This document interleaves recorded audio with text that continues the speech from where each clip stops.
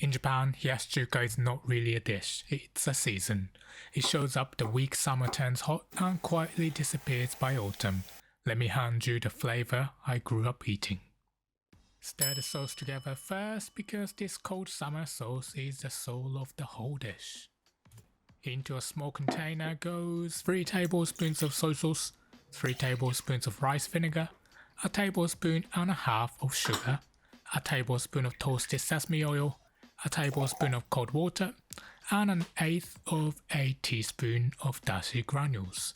Stir until every grain of sugar has disappeared. If it ever tastes too sharp for you, warm it for a moment to soften the vinegar or take the sugar up to chew. Just never thin it with water, that only flattens the balance. Here's a small thing I do that I'm not going to insist on. I run the tare through an electric milk frother. The mouthfeel comes out noticeably smoother. If you have one sitting in your drawer somewhere, give it a try. A good hand whisk does the job too, of course. Chill the tare into the fridge until you plate up, and that is the heart of this whole dish already done before a single pan is hot. Now the egg. Crack 1 egg into a bowl, add a pinch of salt and half a teaspoon of sugar and beat it until it is fully combined. Set aside while you cut the vegetables. Julienne 1 Japanese or Persian cucumber into thin, cool strips as well as your chosen ham. If you like imitation crab, boiled shrimp, leftover chashu, canned tuna or crisp bacon all work perfectly in its place. Slice 1 tomato. The vegetables are the most open part of the plate, so shiso, blanched bean sprouts, wood ear mushrooms, cherry tomatoes, lettuce or wakame all earn a place here too. Basically, the tare and the noodle are the 2 parts I would ask you to leave alone. Everything that sits on top is yours. Pour the beaten egg once through a strainer or a fine sieve into a clean bowl. In a separate little dish, dissolve half a teaspoon of potato starch into a teaspoon of water, then stir the slurry into the egg. The starch gives it just enough stretch to lift up whole instead of tearing. Heat a frying pan over medium. For a single egg about 20 cm, pan is the easy size to work with. Oil it lightly, then wipe the excess away with a paper towel. Drop the heat medium-low, pour in the egg, and quickly spread it into one thin, even layer across the pan. Once it is poured, do not touch it. When about half the surface sheen has gone, cover with a lid or lay a sheet of foil loosely over the top for about 20 seconds. Then turn off the heat and let it steam where it sits for 1 to 2 minutes. You might reach in to flip it, but there's no need. It finishes cooking in the steam alone.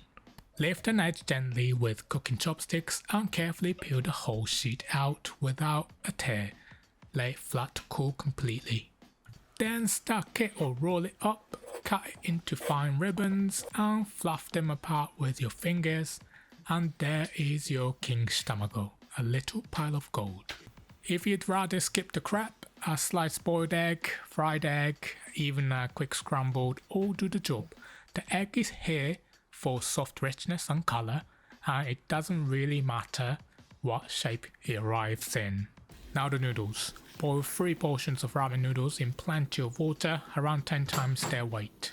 Here's one move that runs backward from instinct. Cook them a touch soft, a little past where you would pull a noodle for hot ramen. The ice bath at the end firms them up, so if you pull them early to protect the bite, the cold leaves them stiff. Let the cold do the firming. They just need to be an alkaline chuka noodles, and the brand of fresh versus dried does not matter much. If you want to make homemade noodles, check out my ramen making guide video.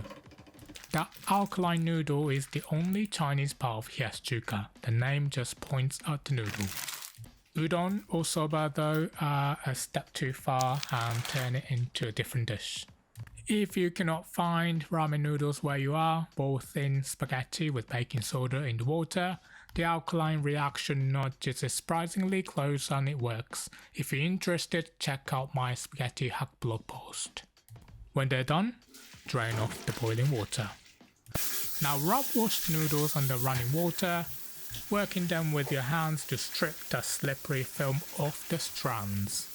Leave it on and it does two things you do not want. It dulls the firm bite and it keeps the tare from clinging. Wash it away and the sauce scrubs every strand.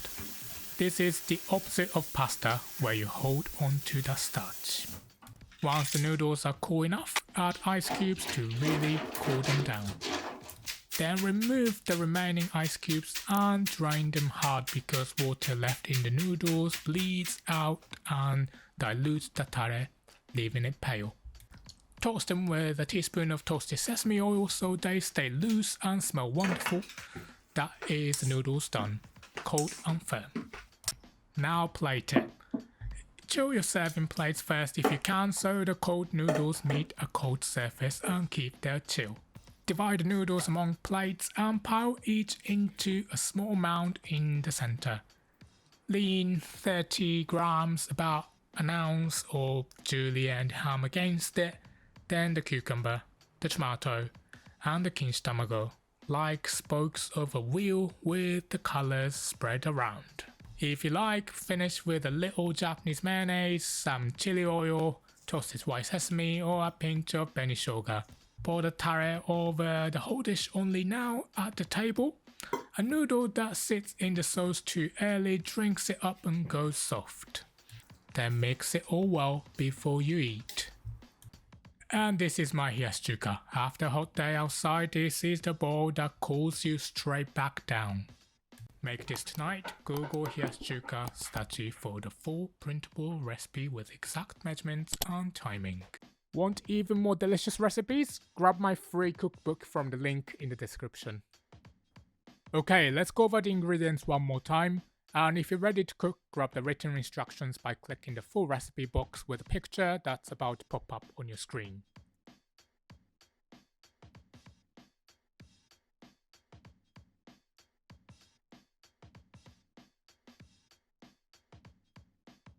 Tap the recipe card on your screen for the full printable version with exact measurements, every timing, and notes for getting each step right. Next time I'm making tonkatsu. See you then.